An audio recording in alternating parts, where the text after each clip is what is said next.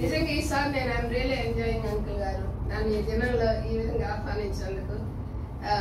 నేను మీ క్వైర్ వాళ్ళందరినీ లేదా మ్యూజిషియన్స్ అందరినీ కూడా హృదయపూర్వకంగా అభినందిస్తున్నాను. హృదయపూర్వకంగా. ఎందుకంటే ఏ మెసేజ్ లో పోయినా ఏ మీటింగ్ లో పోయినా చక్కగా పాడుతున్నారు. శృతి తప్పకుండా లైపోకుండా చక్కగా కొత్త వాళ్ళు కూడా ఒకళ్ళ శృతి పోగొట్టుకున్నా కూడా పాత వాళ్ళు నిలబెడుతున్నారు. చాలా బాగుంది. మ్యూజిక్ చాలా బాగుంది. మీరు చక్కగా వేస్తున్నారు. ప్రతి ఒక్కళ్ళు కూడా మ్యూజిక్ చేసిన ఉండడం క్వైర్లో ఎంతో భాగ్యం. దేవుడు మిమ్మల్ని ప్రేమించి ఇచ్చినటువంటి ఈ యొక్క కొలీగ్స్ మ్యూజిషియన్స్ బట్టి, సింగర్స్ బట్టి, మిగిలిన పాస్టర్స్ అందరిని బట్టి, రెవరెన్స్ బట్టి, అన్నిటికన్నా ముఖ్యంగా ఈ వాక్యం అనడానికి వస్తున్న మిమ్మల్ని బట్టి దేవునికి కృతజ్ఞత చెల్లిస్తున్నాను. ఈరోజు ముఖ్యంగా ఆల్రెడీ 5 నిమిషాలు అయిపోయినట్టుంది. వాక్య పరిచయలోకి వెళ్ళాలంటే ఒకే ఒక్క మాటని చాలా ఉంది అనుకున్నాను, కానీ ఒక మాటని మీతో పంచుకుంటాను. మత్తయి సువార్త 22వ అధ్యాయం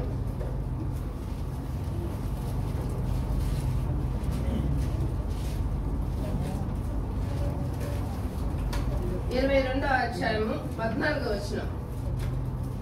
కాగా పిలువబడిన వారు అనేకులు, ఏర్పరచబడిన వారు దేవుని పాదముల స్తోత్రం. నన్ను మరుగుపరచండి తండ్రి. మీ బిడ్డలకి క్షేమాభివృద్ధి కలిగినటువంటి వాక్కులు నాకును బిడ్డలకి కలుగు చేసి దయచేయమని, నన్ను మరుగుపరచమని యేసుక్రీస్తునామమున అడిగి పట్టుకొచ్చున్నాను తండ్రి.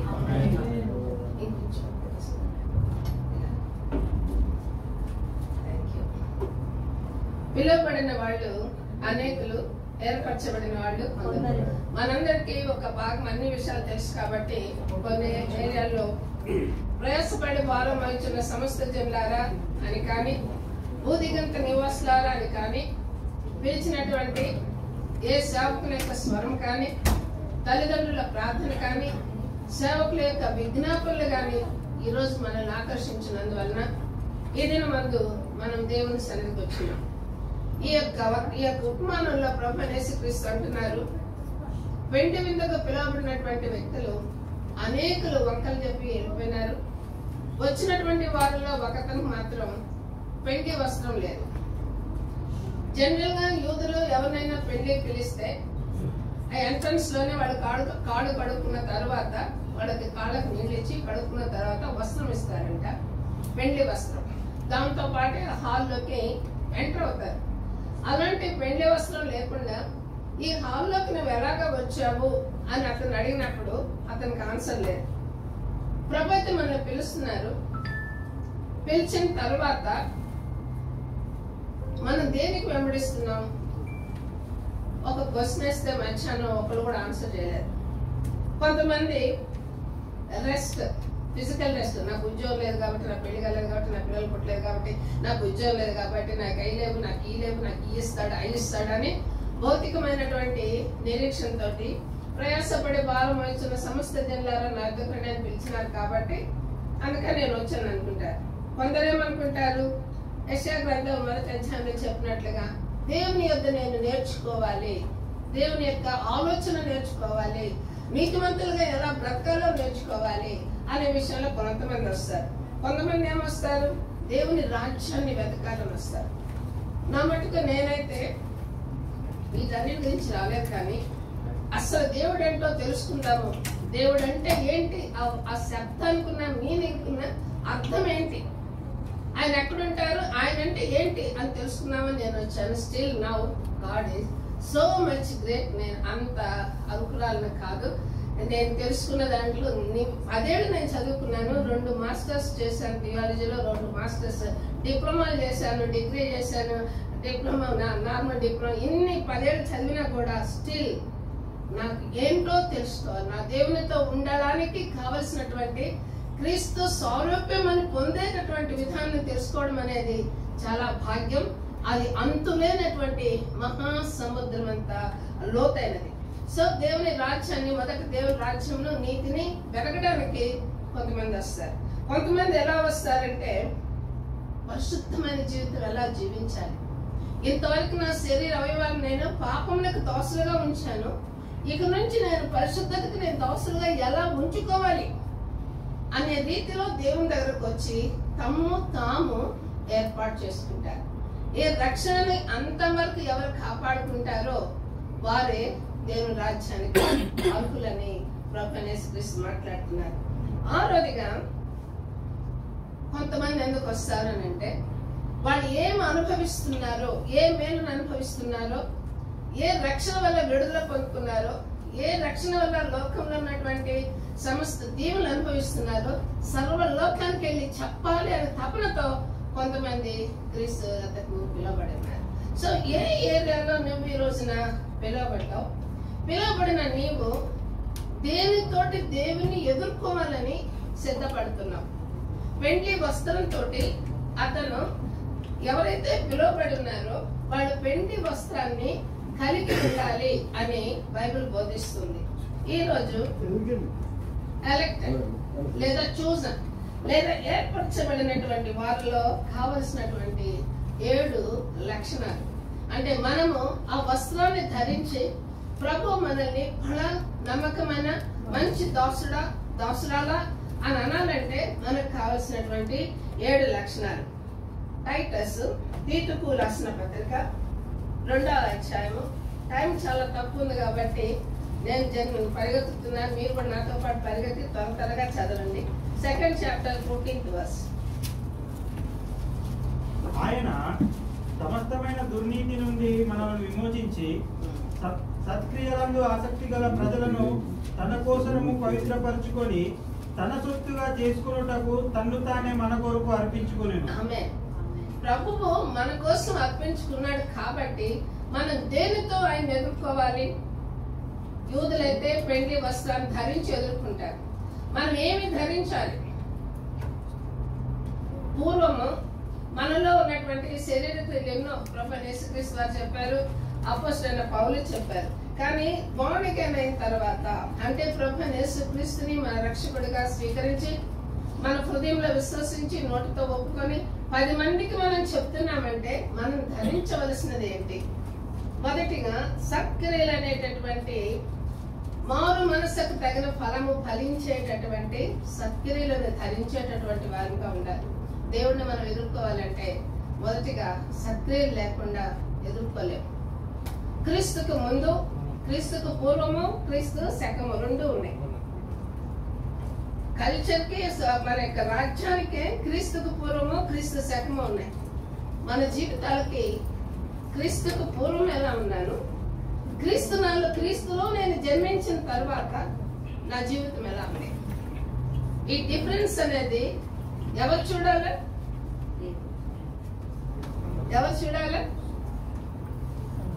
పూర్వము ఏ విషయంలో అయితే అన్యులు నిన్ను దూషిస్తున్నారో అదే విషయంలో, అదే పరిస్థితిలో ఆ అన్యుడే నిన్ను పొగుడునట్లుగా దేన్ని చూసి?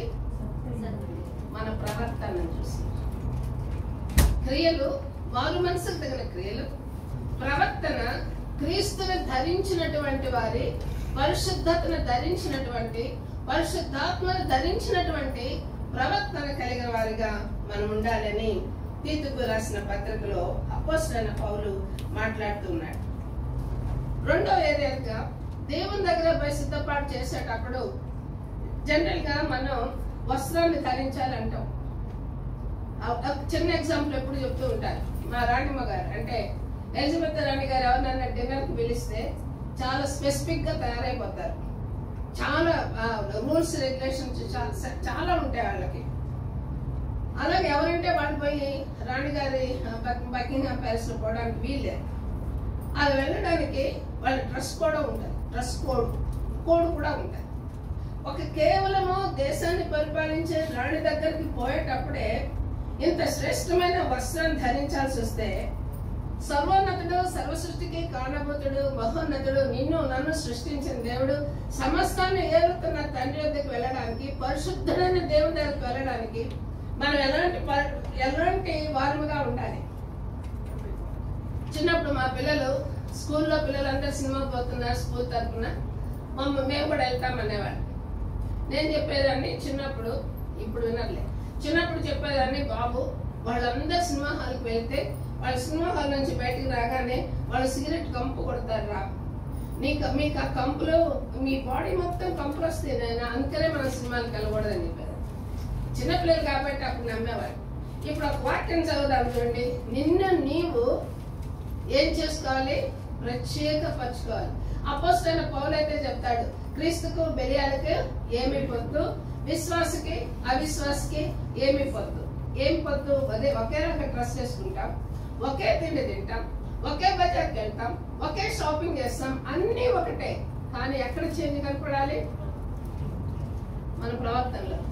కీర్తనల గ్రంథం 4వ అధ్యాయం 3వ వచనం. కీర్తనలు 4:3. యెహోవా తన భక్తులను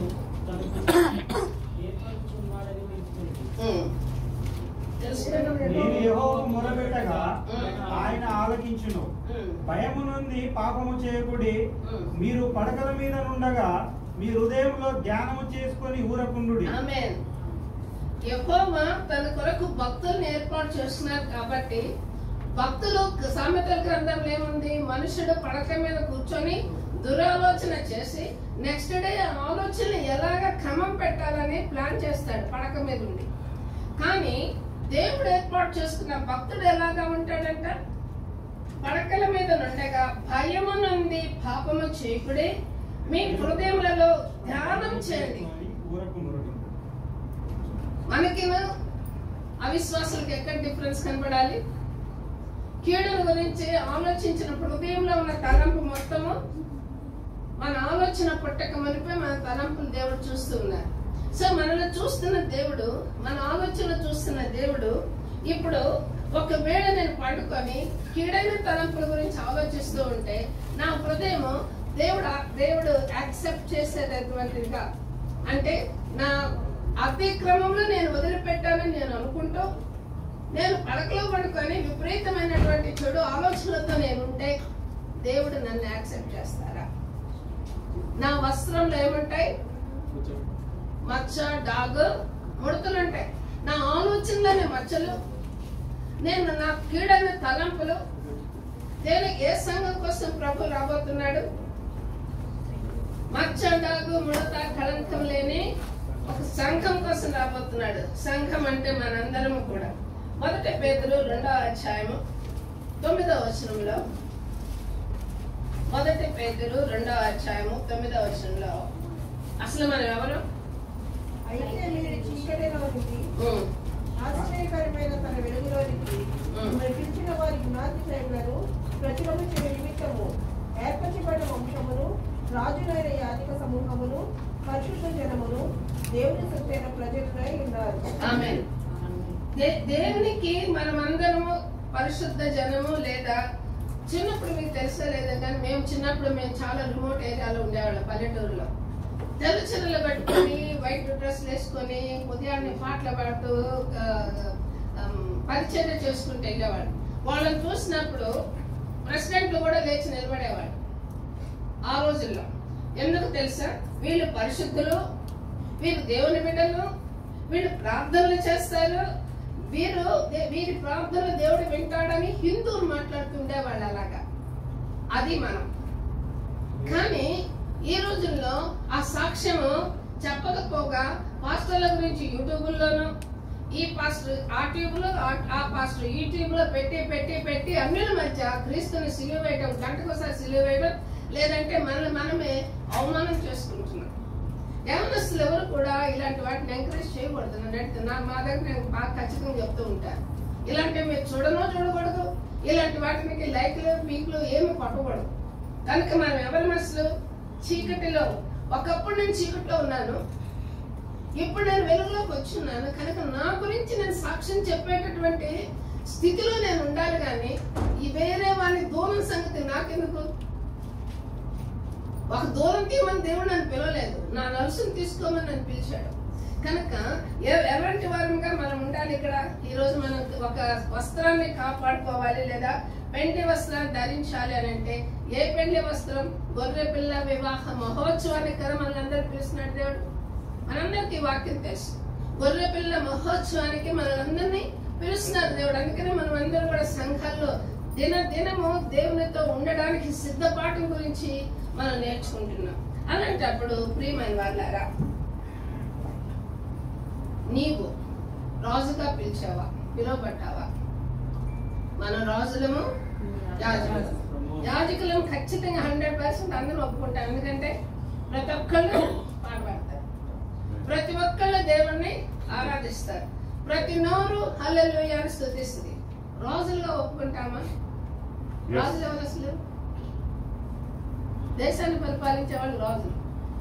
క్రైస్తవుల రాజులు ఏంటంటే శరీరాస, నేత్రాస, జీవడంబం అన్న ఈ శరీరాన్ని ఏలడమే రాజరికం. అందుకు మనం రాజులు.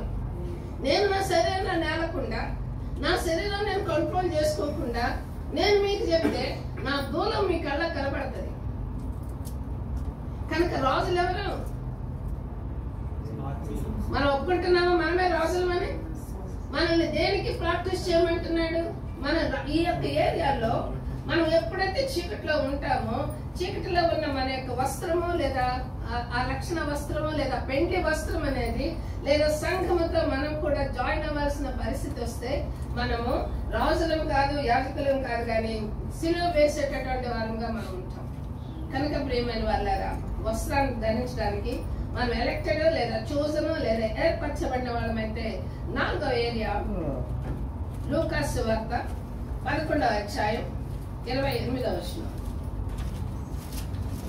లూకాసు సువార్త 11:28 చదవండి. ఆయన అవును గాని దేవుని వాక్యం విని దానిని గైకొను వారు మరి ధన్యులని చెప్పాను.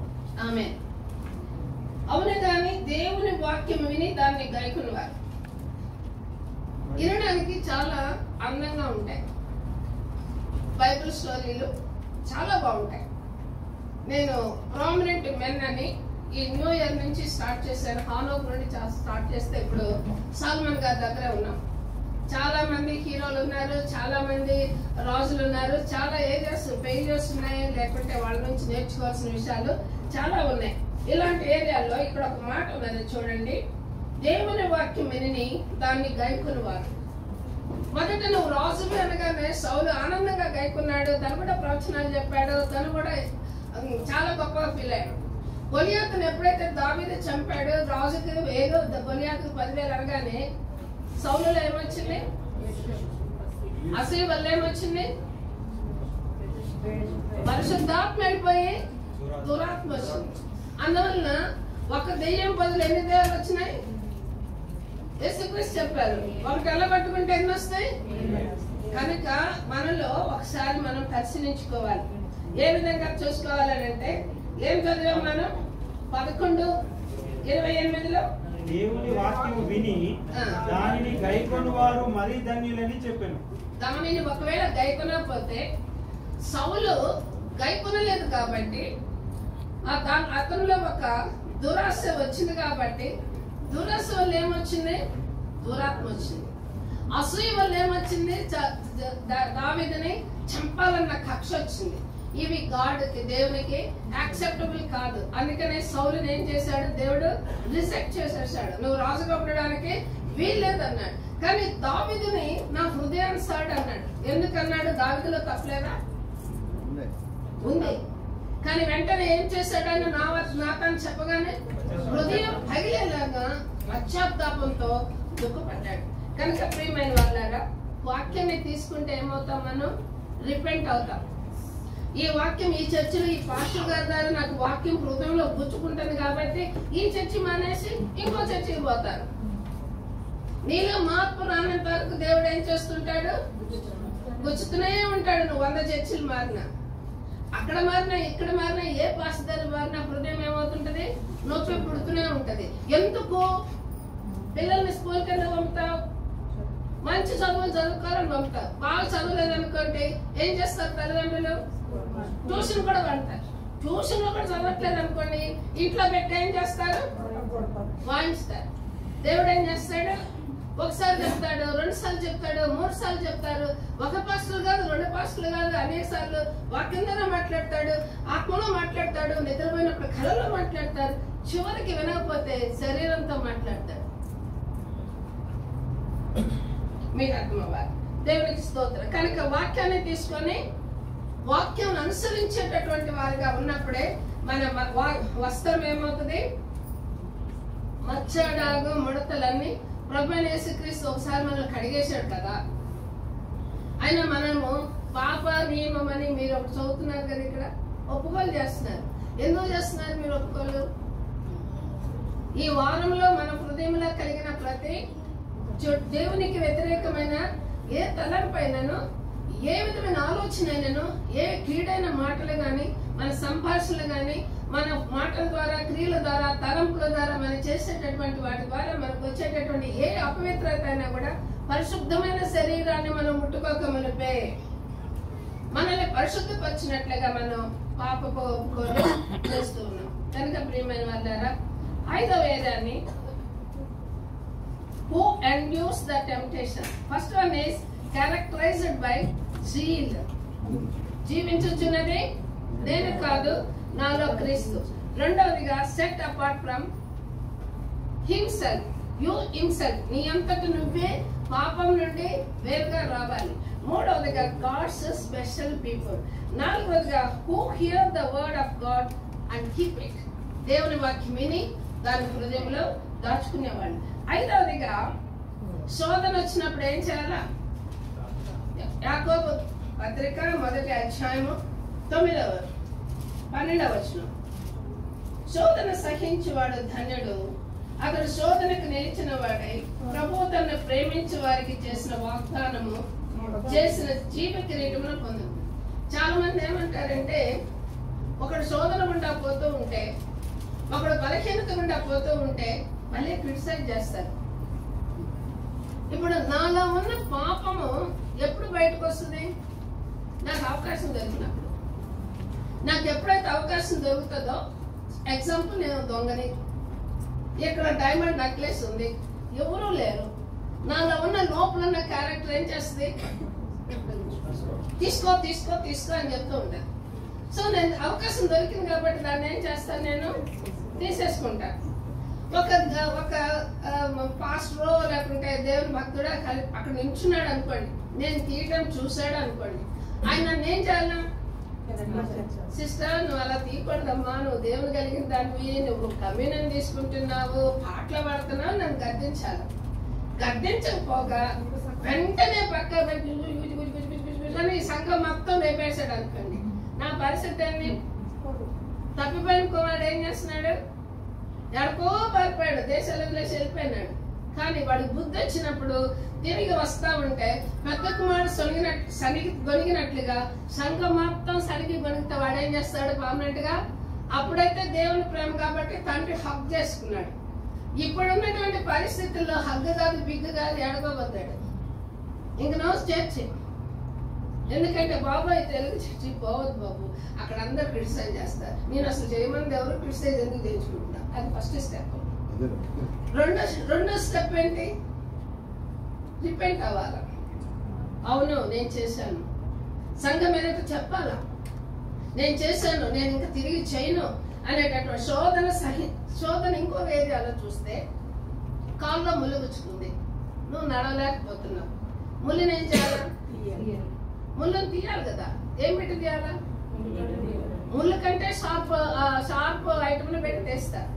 కనుక ఒక శోధన మనకు వచ్చిందంటే దాని దగ్గర కాన్సిక్వెన్సెస్ ఫేస్ చేస్తేనే దానిలో నుండి మనం బయటకు రాగలుగుతాం. ఎందుకు దేవుడు శోధనకు అప్పగిస్తున్నాడు మనల్ని అంటే, మనలో ఉన్నటువంటి బలహీనత ఎప్పుడైతే బయటకు వస్తుందో దాని నుంచి కలిగేటటువంటి వేదన, రోదన, కన్నీరు, నా దేవునికి నేను దూరమైపోయాను అనేటటువంటి వచ్చే రిపెంటెన్స్ అనేది, తప్పిపోయిన కుమారుడు హృదయంలో నుంచి వచ్చిన రిపెంటెన్స్ ఎప్పుడైతే వస్తుందో జీవితంలో మళ్ళా తిరిగి ఆ తప్పును వచ్చేవి. అందుకనే శోధన సహించేవాడు ధన్యుడు, వాడు జీవ కిరీటాన్ని పొందుకుంటాడు. ప్రియమైన వాళ్ళారా, ఏర్పరచబడిన వారు ఏం చేస్తారు? ఏదోలేండి బలహీన కదా, తప్పిపోయాడు, ఏదో అందులోనే ఆనందిస్తున్నాడు, ఆనందించని. ఇది ఎవరు బోధ? అపవాది బోధ. కరెక్ట్ చేయాలి, వాడు అందరి నుంచి బయటికి రావాలి. మనతో ఉండి వాడు నరకానికి వెళితే, నేను ఎప్పుడు చెప్తాను, నాతో ఉండి 1000 మంది నాతో ఉండే కంటే 1000 మందితో పాటు నేను ముందు పోయి నరకానికి పోయే కంటే నాతో ఒకళ్ళిద్దరు ఉన్నా చాలు, వాళ్ళు ఇద్దరు నేను ఇద్దరు పనిలోకి వెళ్తాను. That's enough for me. నేను అదే బోధించుకుంటాను, నాకు నేను అదే బోధించుకుంటాను. ఎందుకు అని అంటే ఎవరి రక్షణ వాళ్ళది, ఎవరి వస్త్రం వాళ్ళది. ఒక్కడికే అక్కడ పెళ్లి వస్త్రం లేదు, అందరికి గురించి మాట్లాడలేదు దేవుడు, ఒకరి గురించి మాట్లాడుతున్నా. ఆ ఒక్కడు నేనైతే, నువ్వైతే నీ పెళ్లి వస్త్రం ఉందో లేదో, నువ్వు ఆ ఏర్పాట్లో ఉన్నావో లేదో చెక్కింగ్ మాత్రమే ఈ రోజు. తర్వాత ఆరోదిగా who walks in the light of the Lord. సామెతల గ్రంథం 89వ అధ్యాయము 15వ వచనం. కీర్తనల సారీ కీర్తనల గ్రంథం 89:15. దొంగ ధోరణుల నెరుగు ప్రజల ధ్వనులు, యెహోవా నీ ముఖ కాంతిని చూచి వారు నడుచుకొనుచున్నారు. ఇంగ్లీష్ లో చదివితే ఇంకా బాగుంటుంది. దాని ఇంగ్లీష్ ఉందా? యెహోవా నీ ముఖ కాంతిని చూచి వారు నడుచుకొనుచున్నారు. యేసుక్రీస్తు మన గురించి ఏం చెప్పారు? క్రైస్తవుల గురించి, మీరు లోకం నాకు వెలుగై ఉన్నారు. నేను వెలుగుగా ఉండాలంటే నేను చీకటి క్రియలు చూస్తుంటే ఎంతమంది నన్ను వెంబడించి చర్చికి వస్తారు? నేను వెలుగులోకి పిలువబడ్డాను, నేను బాడీగాన్ అయ్యాను. నేను ప్రతి వారము కమ్యూనియన్ లో పరిశుద్ధమైన శరీరంలో రక్తంలో పాల్పంచుకోవడానికి దేవుడు నన్ను పిలిచాడు. ఆదివారం నేను కమ్యూనియన్ తీసుకుంటాను, సోమవారం పోయి నేను చీకటి పనులు చేస్తాను. సో నన్ను చూసి ఎంతమంది రక్షణ పొందుతారు? ఇదేనా సర్వలోకంలోకి వెళ్ళి సువార్త ప్రకటించండి అంటే ఎవరు ప్రకటించాలి? మనము కదా. ఓన్లీ పాస్టర్స్ కాదండి, ప్రతి క్రైస్తవుడు. నేను ఎప్పుడు చెప్తాను, నువ్వు తల్లిగా తండ్రిగా ఉన్నట్టు you are the responsible for your children to go in the faith. నువ్వు ఫెయిత్ గురించి వాళ్ళతో మాట్లాడకపోతే నీలో ఉన్న సపరేషన్ లైఫ్, నేను క్రీస్తు కొరకు జీవిస్తున్నాననే మాట నీకు లేకపోతే పిల్లలకి ఎలా బోధిస్తావు? సో పేరెంట్స్ పిల్లలకు బోధిస్తారు, ఫ్రెండ్స్, ఒక యవనస్తుడు అంటే వాళ్ళ ఫ్రెండ్స్ బోధిస్తారు. సో అందరూ కూడా ఆ కమిషన్, గ్రేట్ కమిషన్ ప్రతి ఒక్కరి మీద ఉంది, నాట్ ఓన్లీ ద పాస్టర్స్. ఎక్కడైనా గొర్రె పొట్టేలు డెలివరీ అవుతుందండి,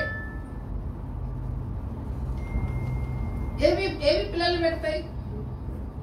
గొర్రెలు పిల్లలు పెడతాయి కదా, గొర్రె పిల్లలు పెడతాయి. సో అలాగా పాస్టర్లు ఎంతవరకు పెడతారు? మీరు తెచ్చే గొర్రెలకి మేము ఫీడ్ చేస్తూ ఉంటాం. కాపరి అంటే అర్థం ఏంటి? మీరు తెచ్చే గొర్రెలకి పిల్లలకి మేము ఫీడ్ చేస్తూ ఉంటాం.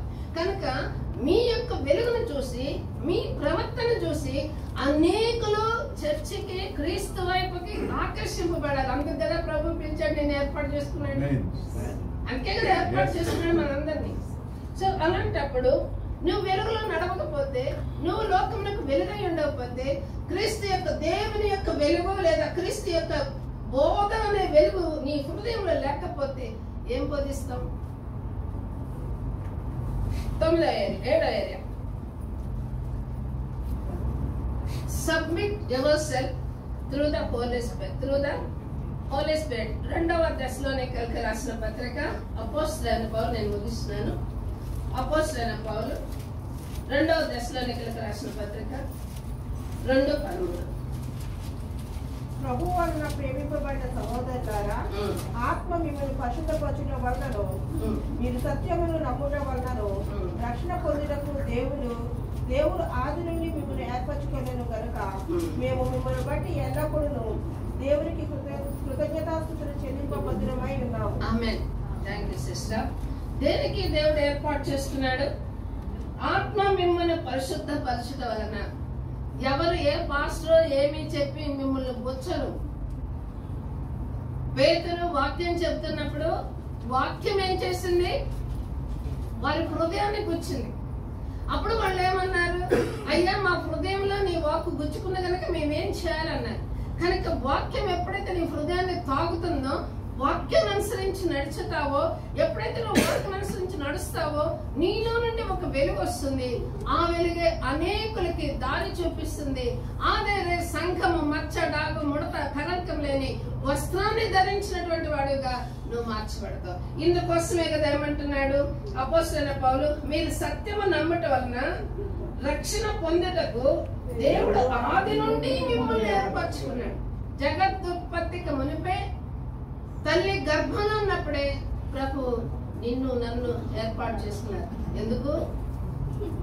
అనేకులకు నువ్వు ఒక వెలుగుగా ఉండడానికి. నిన్ను ఏర్పాటు చేసుకున్నది ఎందుకు? నిత్య జీవం పొందుకోవడానికి. నిన్ను ఏర్పాటు చేసుకునేందుకు గొర్రెపిల్ల వివాహ మహోత్సవంలో పాల్పొందుకోవడానికి. నిన్ను ఏర్పాటు చేసుకునేందుకు జీవవృక్ష ఫలాలు తినడానికి. నిన్ను ఏర్పాటు చేసుకునేందుకు నిత్య జీవము దేవునితో పాటు కన్నీరు వేదన రోదన లేని ఆ పట్టణంలో 1000 ఏళ్ల 10,000 సంవత్సరాలు నిత్యమో బ్రతుకుతాము. ఆ స్థితికి ప్రభు మనల్ని పిలిచారు. ప్రియమైన వాళ్ళారా, నువ్వు ఏర్పరచబడిన గుంపులో ఉన్నావా? పిలువబడిన గుంపులోనే ఉన్నావా?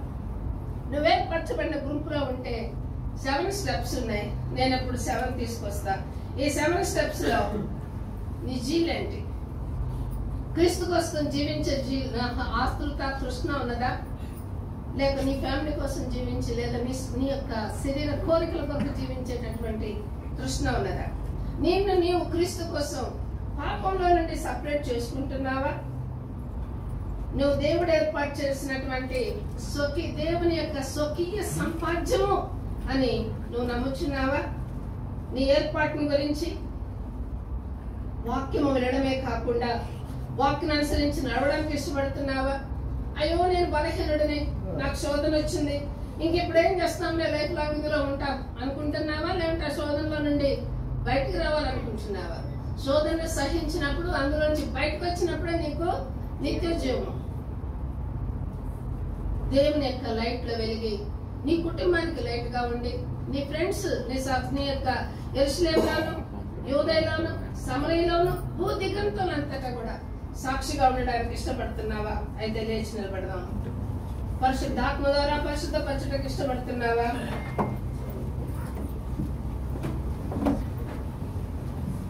ప్రభు యేసుక్రీస్తు ఒక మాట చెప్తున్నారు.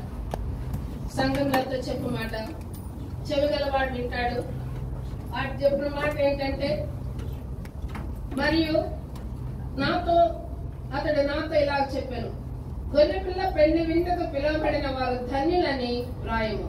మరియు ఈ మాటలు దేవుని యథార్థమైన మాటలని నాతో చెప్పాను. ప్రకటన గ్రంథం 19:9. గొర్రెపిల్ల పెళ్లి విందుకు పిలువబడిన వారు ధన్యులు. కనుక ప్రియమైన వాళ్ళారా, ప్రభువు ఈ లోకంలో కేవలం మనం తినడానికి, త్రాగడానికి, సుఖాన్ని అనుభవించడానికి మాత్రమే మనల్ని పిలవలేదు. ఈ అమూల్యమైన రక్షణ, మనకిచ్చిన విమోచన కేవలం ఈ లోకంలో బ్రతకడానికి కాదు. నిత్య జీవము, కన్నీరు, వేదన, రోదన లేని తండ్రితో కూడా మనం ఉండడానికి ఈ రక్షణ ఇచ్చారు. పరిశుద్ధాత్మ ద్వారా పరిశుద్ధపడి వాక్యము ద్వారా ఆయన వెలుగులో నడిచి ఆ యొక్క గొర్రె పిల్ల వివాహ మహోత్సవంలో పాల్పంచుకోవడానికి సిద్ధంగా ఉంటే దేవుని దగ్గర ఒక్క నిమిషం కన్నులు మూసుకొని, ఎక్కడైనా మనస్సాక్షిని దగ్గర దోషారోపణ చేస్తే ఆ మనస్సాక్షితో నువ్వు చెప్పు, నా దేవుడు తప్పిపోయిన కుమారుని క్షమించిన దేవుడు నన్ను క్షమిస్తాడు. 70 మార్లు వరకు నా సహోదరుని క్షమించమని దేవుడు, ఆయన నా తండ్రి, నా అంతరంగము తెలిసినవాడు, నన్ను క్షమిస్తాడు. నన్ను ఎత్తిపట్టి నన్ను అత్తుకునే దేవుడు, నా తల్లి, నా తండ్రి, నా స్నేహితుడు, నన్ను విడువడు, ఎడబాయడు. కనుక నా అపవాదిని ఎదిరించండి, వాడు మీ యొద్ద నుండి పారిపోతాడు. పరిశుద్ధాత్మను ఆహ్వానించండి. రమ్ము ఫాదర్, నా హృదయంలో నివాసం ఉండు తండ్రి, నేను నీ బిడ్డగా జీవించాలి, నా కుటుంబానికి వెలుగుగా ఉండాలి, నా సంఘానికి అనేకులు ఆకర్షింపబడినట్లుగా, నీ నిత్య రాజ్యంలోనికి మేము వారసులగినట్లుగా ఫాదర్ నన్ను వాడుకోండి ప్రభా. నన్ను నేను తగ్గించుకుంటున్నాను ప్రభా, నన్ను వాడుకోండి ప్రభా, నన్ను తాకండి ప్రభా.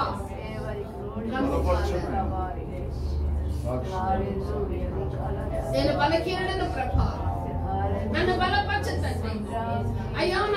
నా యొక్క బలహీనతలను క్షమించు ప్రభా. నాయనా, నేను నీ యొద్దకు వస్తున్నాను. నా అపరాధముల పరిహారం అన్నింటినీ కూడా నేను పరిహరించు ప్రభా. నా దోషములు పరిహరించు ప్రభా. అయ్యా, నీ చేతితో నన్ను పట్టుకో, నన్ను చేయి విడవద్దు తండ్రి. నేను తిరిగి నీ యొద్దకు చేరేంత వరకు, ఈ లోకంలో బ్రతికినంత కాలం నన్ను చెయ్యి విడవద్దు ప్రభా.